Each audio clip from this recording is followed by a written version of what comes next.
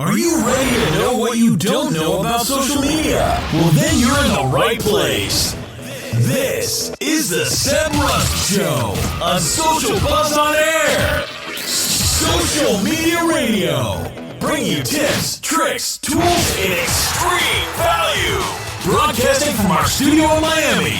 And now, here's your host, Sebastian Rust.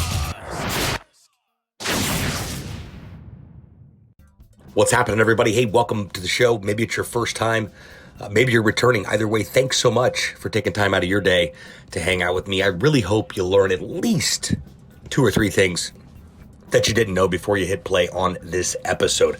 My guest this week, data nerd and probably one of the sharpest, smartest guys I know, Dennis Yu, owns an agency called Blitz Metrics, works with large brands on their ad campaigns and their data analysis. But the real differentiator with Dennis and his brand is that he works with universities to acquire younger talent, young adults, to be able to teach exactly what he does within his agency and have them duplicate the efforts for the agency clients. Really love what Dennis has going on. I loved hearing him speak a few years back at a gig I emceed for digital marketer at Traffic and Conversion. So I was excited to reconnect with him and better understand what's happening in his world, where he really feels the attention should be with brands and content and data and ads. So I'm not going to try to explain what he does. That was the purpose of the episode. So friends, if you could please help me welcome to the show,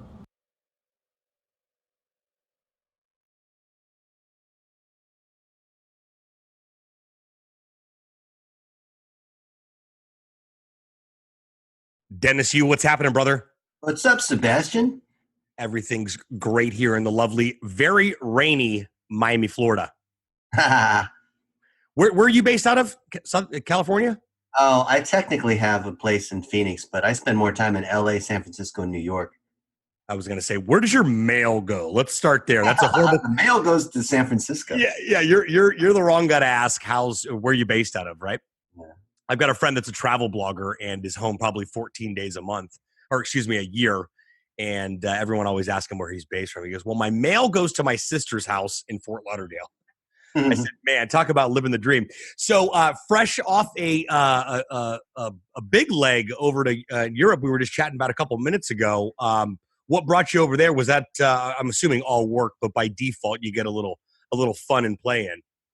Well, it's a vacation that's paid for. I taught a full day at a digital marketer in London on agency training, keynoted in Romania, had a client in Budapest for 4 days. That's in Hungary, did the baths there. And the cool thing, Sebastian, as you know, because you go to a lot of these cities and speak and MC, is that the conference organizer has an obligation to take you to the nicest restaurant in town, right? Even though we're all tired, we all just want to go to the hotel and sleep, but that's the best way to see a city, because you've got a tour guide who has no limit on what they want to do, because they have to. That's just the common courtesy. When we have events, we do the same thing. We take people out for the nicest thing, just like you do, and people visit you in town. So I think it's work and play at the same time, and I always bring along 1 or 2 people, A, to help me, and B, it's more fun that way. Oh, 100%. Yeah, I couldn't agree more. And I like to do that too. A lot of times if I've got, if the gig's not in the middle of the week, or sometimes if it's closer to the end of the week and I can stay over a couple of days, I absolutely love doing that. This is true. It is a paid vacation. Nothing better than that in the wonderful world of entrepreneurship, huh? Well, you have to work too. That's the thing, right? A lot of people on Instagram, they'll see that we're in the nicest restaurants and going to the cool places. But when the camera's not on, guess what? We're working. Sure. We're on the laptop. We're still managing clients. We're on the road and all this, but I'm still working 4, maybe even 5 hours per day.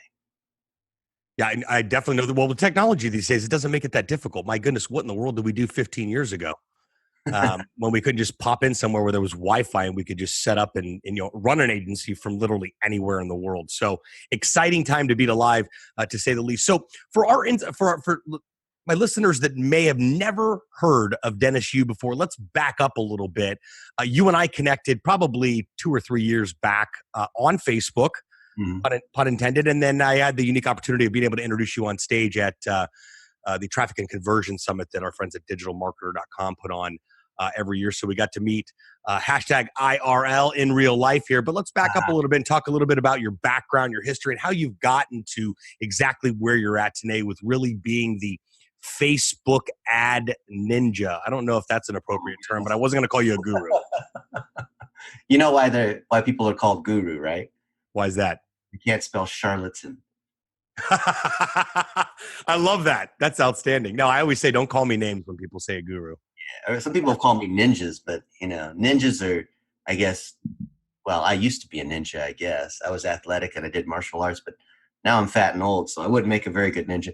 I've always been a math guy and a numbers, analytics, data guy, and I killed it at math. I had a perfect SAT minus a couple questions, perfect math.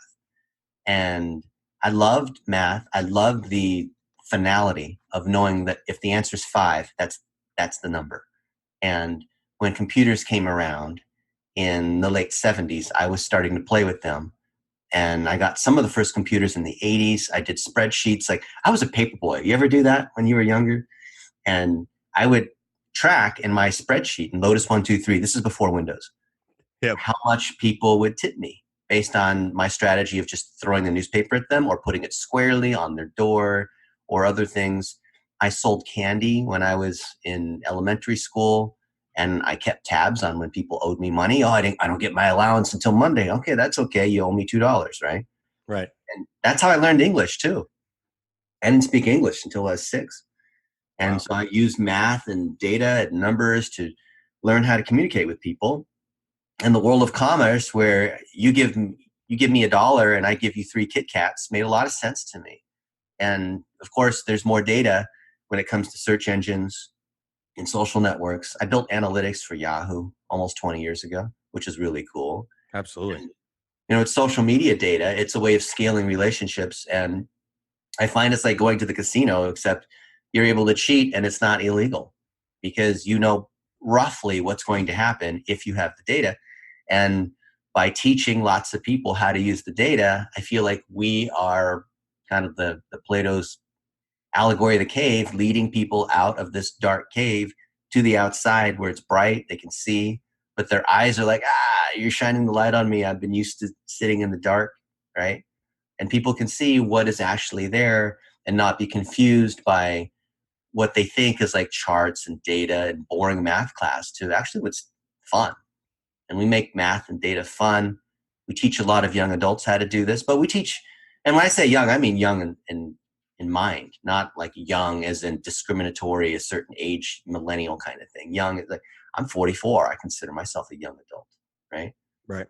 And it's applying math and logic and process and frameworks to what is otherwise witchcraft and voodoo and hearsay, right? It's in the world of digital marketing. You think it should be data driven, but there's a lot of witchcraft going on. A lot of people don't really know what they're doing. Well, most people don't know. Right. So this story reminds me, short of I love math. I was really good at math in school. A story from that Gary Vee talks about a lot, which was him strategically placing his lemonade stands signs based on how people would look at the signs when they came up to the stop sign, and then also delegating out his paper boy duties to other people and just going around and collecting. So it was really, I immediately had thought of that. I'm not sure if you've heard that story before. But number one. Number two, the other reason I thought about Gary was because he constantly preaches the fact that Facebook ads and social media advertising in general is just grossly underpriced right now, and that brands really are not looking at this opportunity and capitalizing on it. It's more of like a disrespect towards the platform versus an opportunity to really get in at an age where before everybody's doing it. We think Google AdWords 2001 versus where it was at 5, 6, 7 years after that. Can you speak to that a little bit, or what your opinion on that comment? That has been true for the last 20 years until this year. If you take a look, for example, at Mary Meeker's State of the Internet report, which is the report that everyone looks at every year with all the stats, it's shown that there's a disproportionate balance between attention and how much money is allocated towards it. For example, the Yellow Pages up until 4 or 5 years ago had more revenue than Google. Can you imagine that, right? But how many people are using the Yellow Pages versus Google? So that created an arbitrage opportunity because there is proportionally more attention spent in digital than there were dollars chasing it. And I remember on Facebook, even 5 or 6 years ago, it was the average price of traffic, no matter what you bid, was about 25 cents per 1,000 impressions. And as maybe 3 years ago, it was $3, $4. Last year is $6. This year, it's closer to $8. So $8 to show an ad 1,000 times, no matter what your objective is. And it's actually so expensive. With traffic prices doubling almost every year, Larry Kim, who's the largest spender on Google and Facebook ever, he's a good buddy of mine. He's got 2% of Google's ad spend. He's at $2 billion with WordStream. He just sold it. He's been remarking the same thing. I don't think that this ARB opportunity of the traffic being cheap is there anymore. I see a lot of small guys because they have smaller budgets and therefore they have smaller targets, usually, because it's geo, right? Attorneys or dentists or whatever. They're paying $30 or $40. My buddy Travis, who runs a video marketing firm, he's seeing $25 to $30 per 1,000 impressions. Now, if the cost of traffic is 100 times of what it was 7 years ago, you can't be as willy-nilly about it. You have to be very careful with that limited inventory, right? I'm talking about Travis Chambers of Chambers Media. Same thing as Harmon Brothers. Those strategies aren't working anymore. Well, that's the exciting part, I think, of the time that we're living in right now. Number one, the semi-downside, things are constantly changing. Well, what doesn't, right? The upside, I love it because it keeps marketers in check and all the clowns out there that are selling another ebook or course or mastermind that I have absolutely no idea what they're doing. Every time the algorithm changes or that the masses start to come to where the attention's at, marketers and creators are forced to get very creative and constant. It's a constant game of reinventing ourselves. I believe. Mm-hmm. Facebook is nearly $1 trillion in market cap. Same thing with Amazon, Microsoft, and Google. Those guys are worth $1 trillion, and it's because the price of the inventory has gone up. Right. Facebook used to do. I remember, I think 2 years ago, they were less than $1 billion a quarter. Last quarter, they were over $2 billion in revenue. Or no, they're $7 billion. Sorry, $7 billion in revenue. You can go Google it and see. It's funny. When I worked at Yahoo, people would say you should Google something, and I said, "You're kidding. You know what company you work at?" Yeah. So speaking of Facebook, how much involvement have you had with them, like indirect? Like, do you work with them directly? Like going? I was just there at headquarters last week in Menlo Park. Did a full day training with their people. I taught some, and then we brought people in from other groups across Facebook to talk about what's changing in the agency space and in retail. Quick summary: 1-minute videos and 15-second videos that are organized by objective for remarketing. And people don't understand that, right? What percent of the videos do you see, for example, are vertical from brands? 0. Well, that's the opportunity. What percent of podcasters or public figures or entrepreneurs have a public figure page, not a user profile, but a public figure page that they are putting out vertical videos? I haven't seen any. I mean, we make our clients do it. Okay. And how many of them are testing methodically via the $1 a day methodology? A lot of them. And okay. in fact, I encourage them when go ahead. Yeah. Because you're teaching them. Right. Not because they know. No, exactly. No, in fact, I just got back from Nashville with a client, and we were shooting his next series of videos. And he said, in fact, he owns a health insurance company, but only wants to create content on behalf of himself. So we just created Doug the Healthcare Dude, and all Doug talks about is health coverage and healthcare for businesses and individuals, and he just consistently. But on Mondays, before he gets in the office, when he gets out of his car, he pulls out his phone, holds it vertically, goes live on Facebook, and talks about a topic on whatever's fresh on his mind and heart about what he wants to talk about that has nothing to do with Facebook. He told me on Friday, dude, people are going bananas over the Facebook Live. Mind you, we're creating content, branding it, putting an intro on it, making it all look pretty, and no one gives a rip. But they love when he's going on a rant fresh out of his car on a Monday morning. Because it's real. It doesn't look like an ad. So the things that work now are doing exactly the opposite of what looks like an ad. What looks like an ad, it's got a bumper. It looks, the lighting and video are too good. You can just tell what an ad looks like. So people crave authenticity, right? And if you want to market out there, I don't even call it advertising. I mean, technically we do a lot of advertising. We spent $1 billion on Facebook and Google, but we don't call it advertising. We call it social postage. It's like UPS or FedEx. We're using it to deliver high quality content. The minute you say advertising, it implies that what's inside the box is garbage. It's going to be a glitter bomb or something, right? You don't want that. We're spending money. We're giving money to Facebook so that certain people in our custom audiences or in our community or whoever we want to target, certain people can see our educational and entertainment videos. I don't say advertising. Entertainment videos. Well, this is true. This is true because what do people want most? To be entertained, right? Well, on Facebook, they're goofing off by definition, right? You're not, well, unless you're a Facebook marketer, professionally, which is, kind of weird like we are. But even I'm addicted to Facebook and I'm trying to limit the amount of time I'm on there. I'm there for business. Right. So you got an agency called Blitz Metrics. And I don't know a ton about it, but I did read up a little bit about that you've partnered with schools to be able to acquire student talent to be able to work within the agency. And then in turn, you go and get out there and find the business with large brands. So when did this all start? Oh, man. 20 plus years ago at Yahoo, I was the analytics guy. And there were a lot of groups within Yahoo that needed analytics. So, Yahoo Shopping, Personals, Finance, Travel, Mail, Small Business, Horoscopes. Each of these groups wanted to know who their users were, how they could grow the number of subscriptions they had.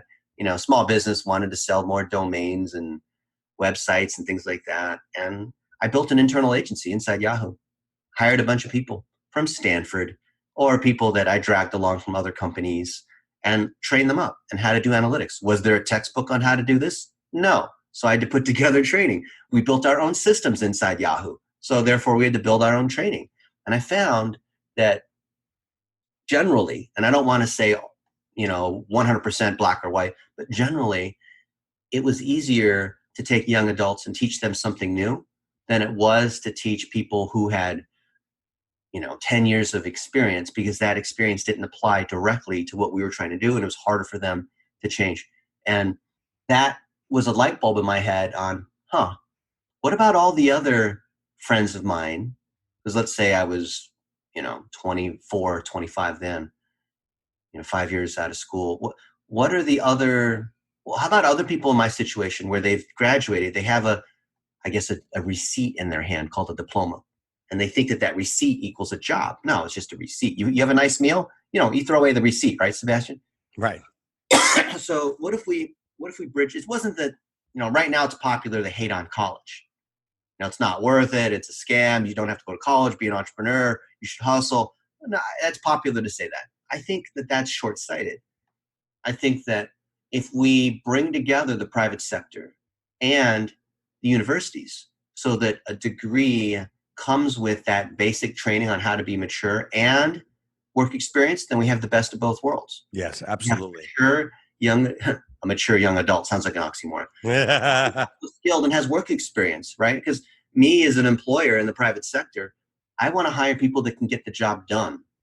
It's not my job. Look, if somebody comes in with 80 grand of college debt, it shouldn't be my responsibility to train them, right? Because then I train them up and they're going to leave after a year or two. And just like my co-founder did that to me after I trained him up from a pizza boy at $9 an hour, no experience, to then, a high-powered job that he has. But when you're able to do that, you realize that the problem isn't with the private sector or with the education system directly. It's the linkage. It's the gap that's between them. So I built a school inside that's not a nonprofit, that doesn't charge tuition, but is funded by the clients that want results, right? So if the Golden State Warriors, they want to sell more tickets. If Ashley Home Store wants to sell more furniture, Carl's Jr. wants to get more people buying hamburgers, the local orthodontist or the podcaster or the Italian restaurant, or all these people want to drive more sales. Then they want people who are certified, that can follow a process, that can drive the results, They don't even care whether that person's got 2 months of experience or 2 years of experience, right? They want the results. They don't want flair and flamboyance and creativity and all this. I mean, sure, all else equal, do you want creativity? Yes, you do. But you want the result if you're a small business owner. Have you been to the doctor at all recently or had a friend go to the doctor? My buddy Mark, he just got LASIK, right? That scares the heck out of me, the idea that like a laser would be messing with your eyeball. But the doctor done the procedure 4,000 times. Do you want that doctor to be creative? Do you want that doctor to try something new? You want it to be done properly, routine, not even thinking, right? Sure. And that's what we create, is through following the process. What matters is the process and the checklist done by people who are certified and trained. And we found that we can take young adults and put them through this training, and they can learn how to operate to drive real measurable results. So there's a lot of things that we don't do as part of this process. We don't do creative brainstorming. We don't do a lot of the video stuff that you do because it can't be driven to a directly objective, measurable result, just like a math test. That's why I love math. The answer is 5, right? We said that's the answer. It's not subjective. And thus, when businesses want that kind of result, they pay for packages. It's very predictable, and it creates jobs for young adults. So therefore, we bring together supply and demand. And even though we're starting with young adults, and we've had thousands go through the program, we hope over the next few years that we'll be able to extend it to stay-at-home moms, to people that are in their 40s and 50s that are starting agencies because they're good at the relationship side, but maybe they suck at Google Tag Manager and Pixels and running ads and reports and optimizing and building websites and things, Infusionsoft campaigns, that kind of thing. Right. No, that's a genius model. I mean, I used to think, and I didn't go to college, so I used to come from the school of, I don't need I couldn't stay in school when it was free. I'm not going to pay to go. That was always my thought process, right? So I was like, well, I'll become an entrepreneur and have a kid at 21 instead. I got lucky. It worked out. But in retrospect, I would have went to school. In fact, I'm in the process of getting ready to get my daughter settled in to college out in Phoenix. And the thought never entered my mind one time to say, hey, honey, have you ever thought about just saying, screw college? I already got it figured out. I'm going to go do this. And she looked at me like I had 10 heads and boogers. Like, are you crazy? Listen, Dad, I commend you and your hustle and what you've done and how you've provided for me, but I don't want anything to do with this.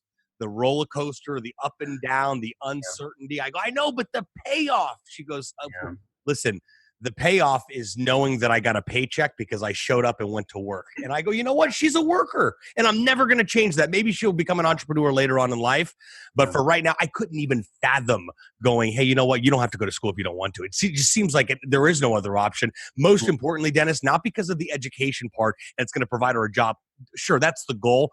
But I really feel at 18, she's still a young 18. And me throwing her into the real world under a supervised environment, they like to call college, for me, lets me sleep a little bit better at night, number one. Number two, she's a little bit more excited about having to leave the nest. So that was just my take.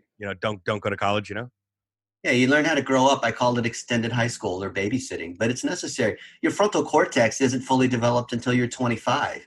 The ability to reason and plan and think logically. It's a fact. It is biology, right? So people need that nurturing period.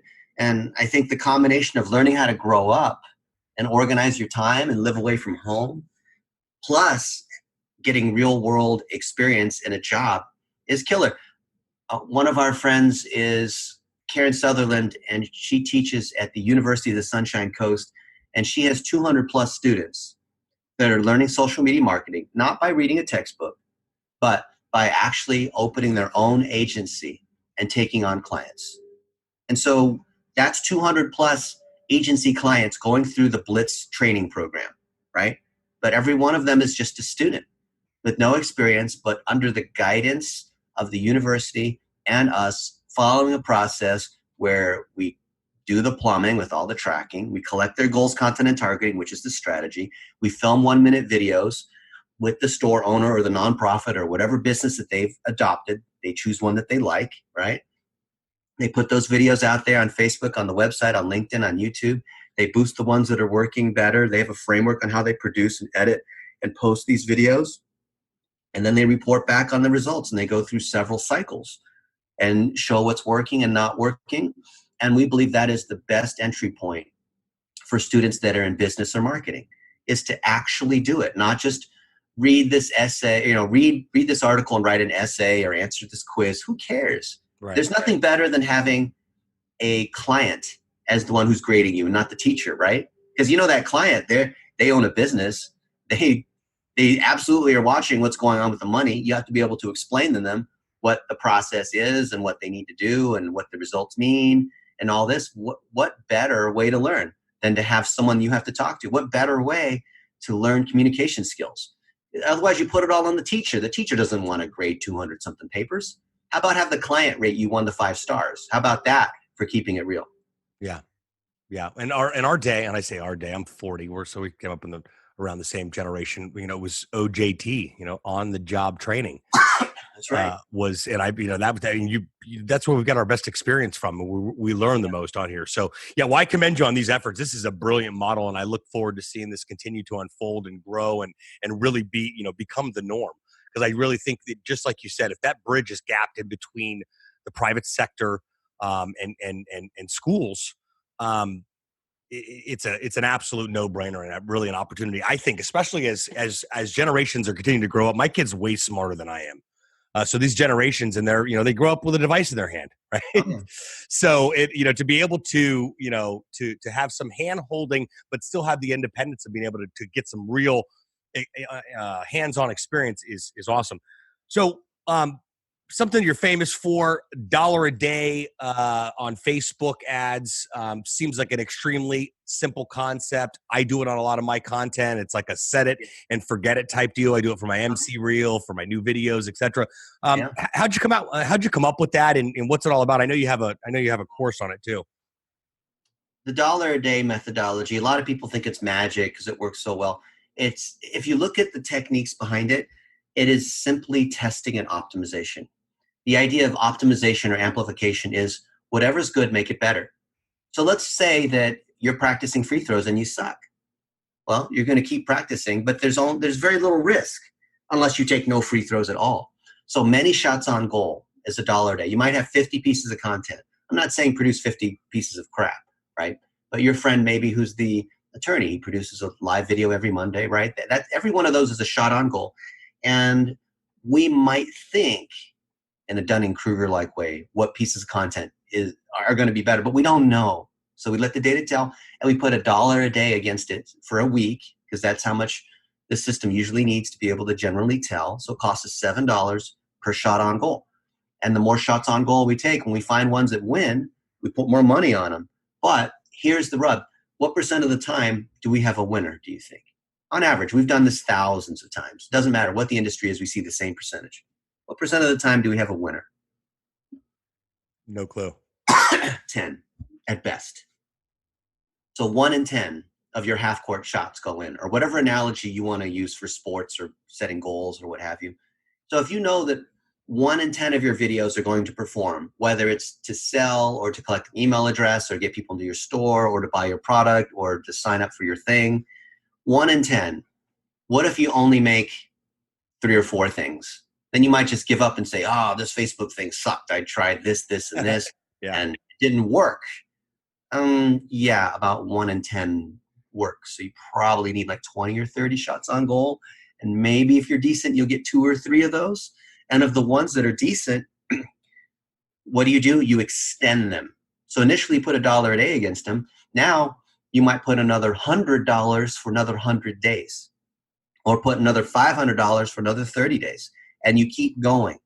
When it's good, you keep adding money to it. What percent of the time, Sebastian, for your clients, you do some testing, put some money on it, and when something's good, you go back and you extend it. You put more money on it. Sure. Almost nobody does that. Reminds you to. Yeah. They say this post is performing way better than other posts. Maybe you could throw another $35 at it.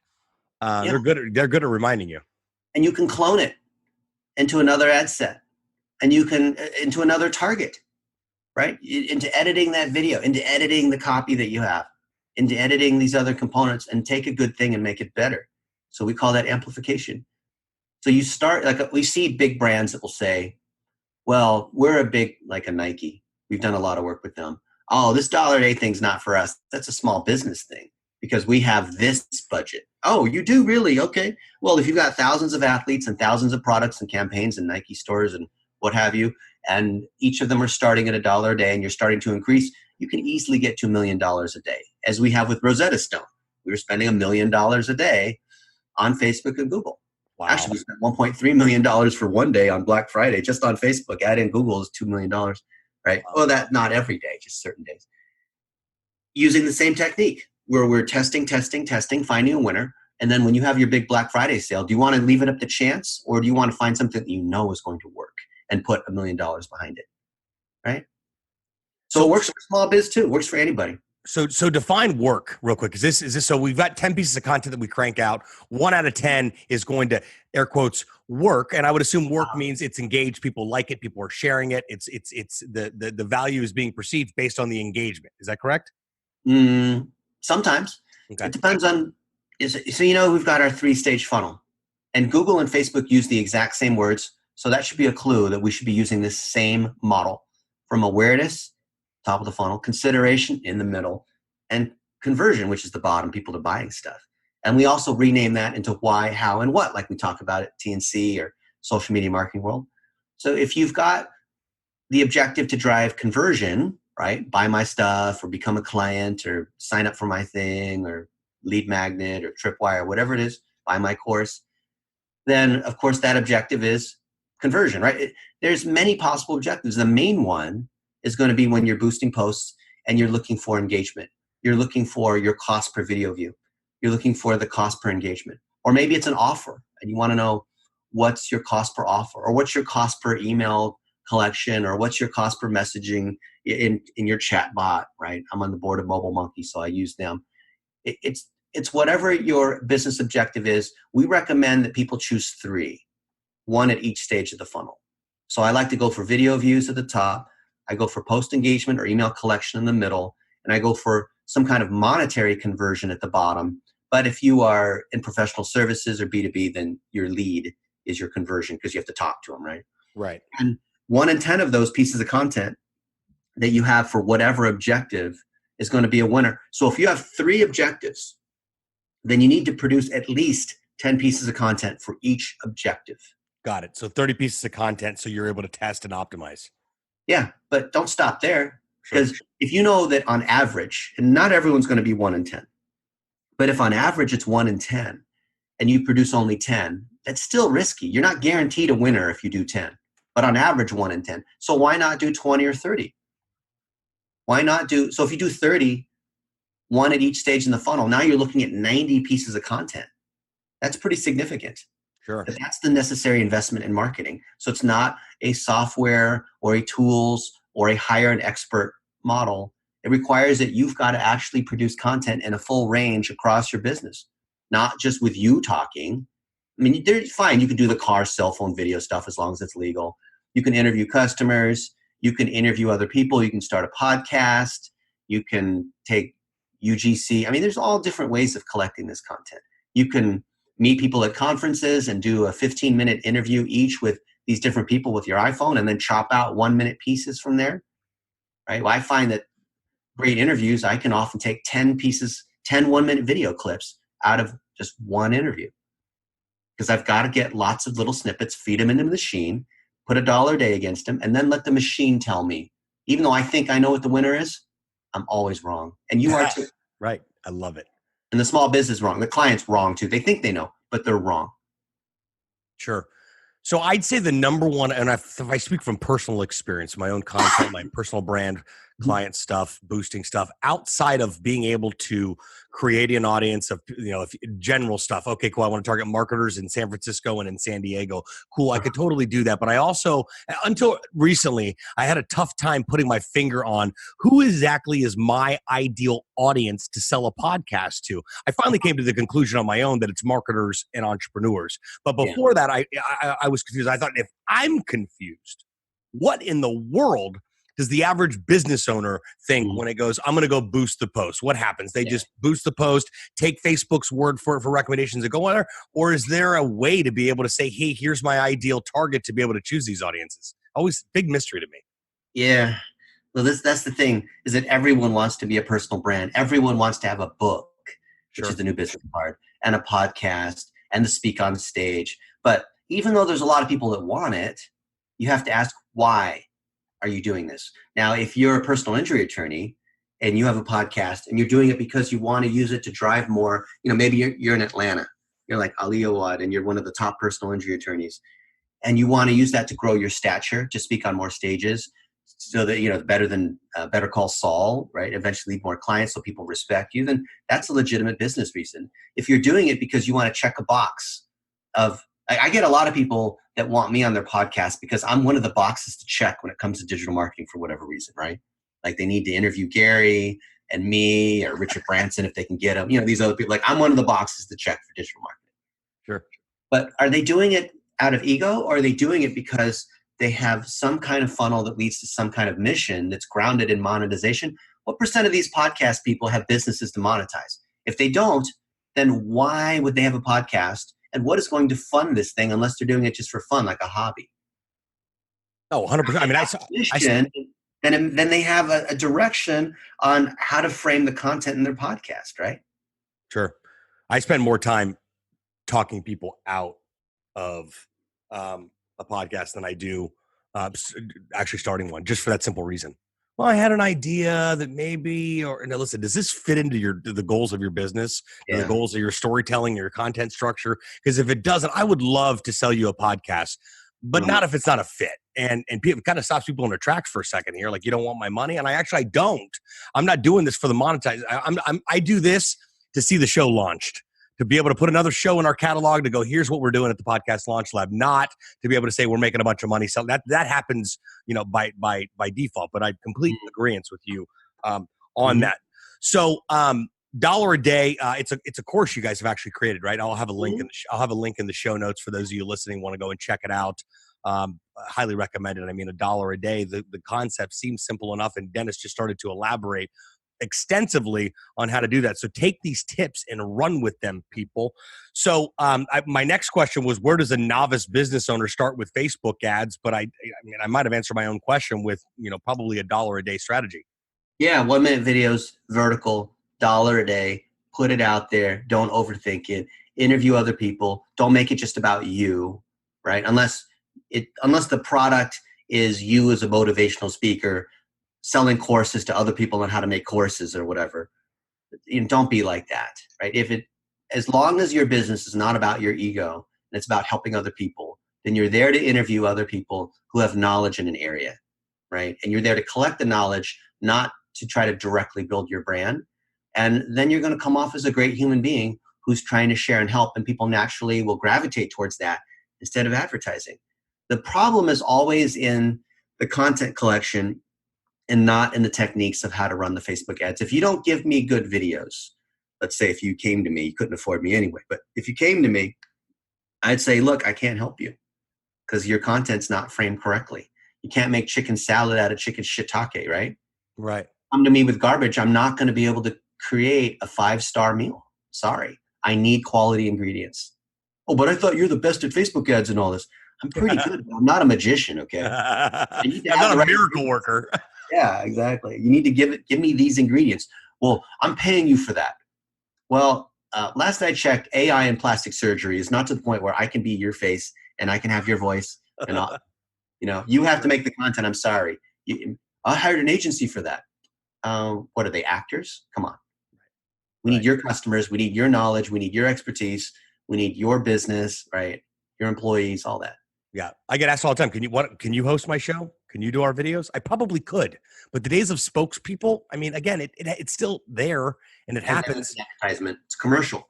Exactly, and I tried it once. I did one video for an insurance client, and it just felt weird. I'm like, I don't sell insurance. Yeah.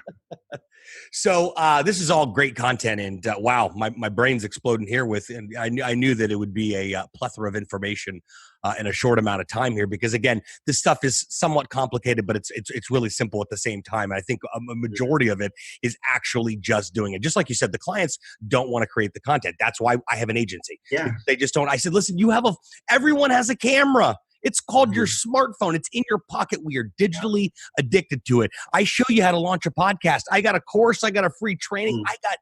I unlock Pandora's box and show you everything. Same thing with what we do with the videos.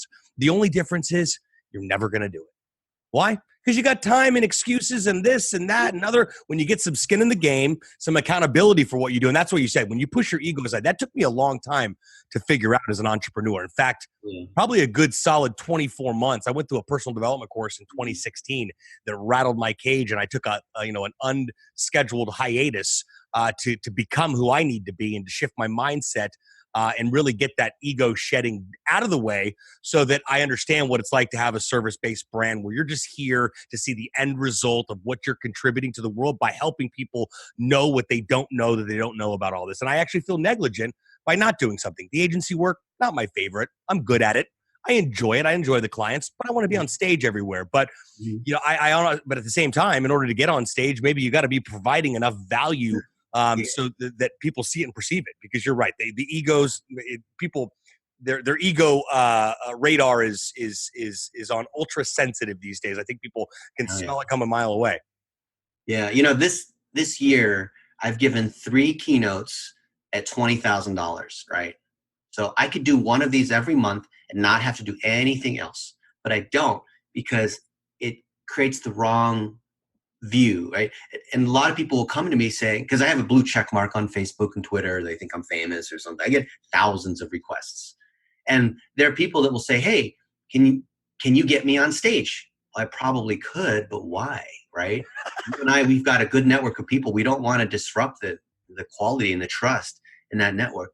Oh yeah, but I heard from so-and-so that you teach people how to speak on stage to make money as professional speakers. Like, no, that's not what we teach. That's what so-and-so teaches, right? Yeah. And there's so many people out there saying, you can make money with your podcast or by speaking on stage or by writing a book.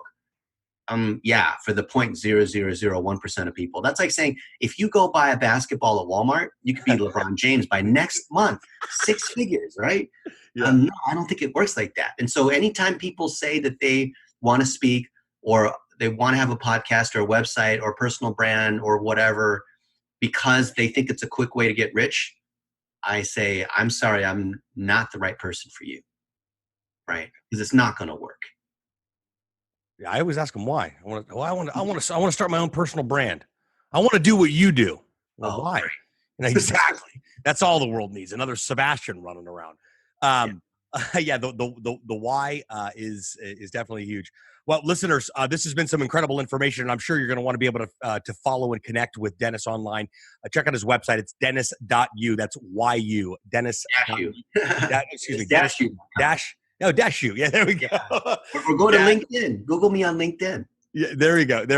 On LinkedIn too. Yeah. So you'll be able to follow him. 12 years ago, if you said you were following me, I'd call the police. It's pretty standard practice now these days. My limited amount of time that I've spent with you, Dennis, I've learned a ton, both from your keynote and following you on your post on there. So I thoroughly enjoy your content and what you're doing. It's extremely clear you're not working from ego. You're working from the love of the game, and people see that and they resonate with it. Plus, you're wicked smart, and you can't argue with smart, right?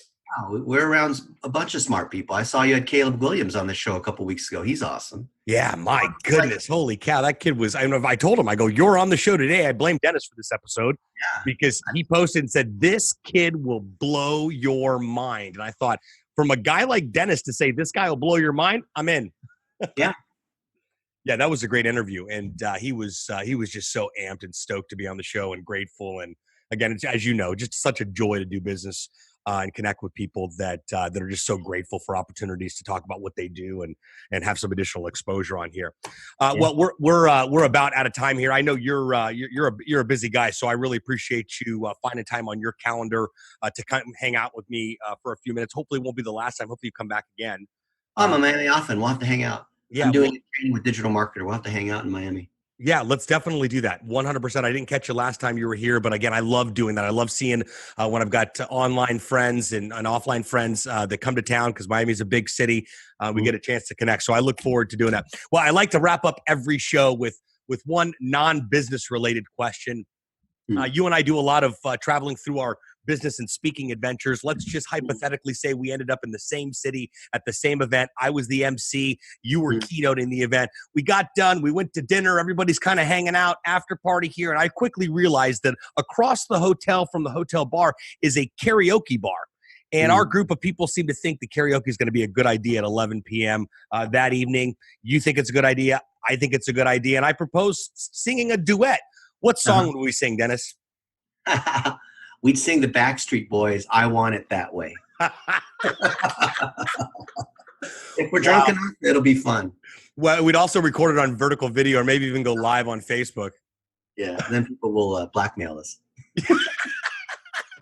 This is true. Well, hey, Dennis, thanks again for your time, brother. I really appreciate it, man. It's just I learned a ton just in this little bit, and I know our listeners did as well, too. And I'm sure that you and I will connect in person sometime soon. I look forward to it. Fantastic. Thanks, Sebastian. Thanks, Dennis. Hey friends, Sebastian here. Thanks so much for tuning into this episode. I sure do appreciate it. Hey, if you haven't done so already, make sure you're subscribed to the show wherever you consume podcasts.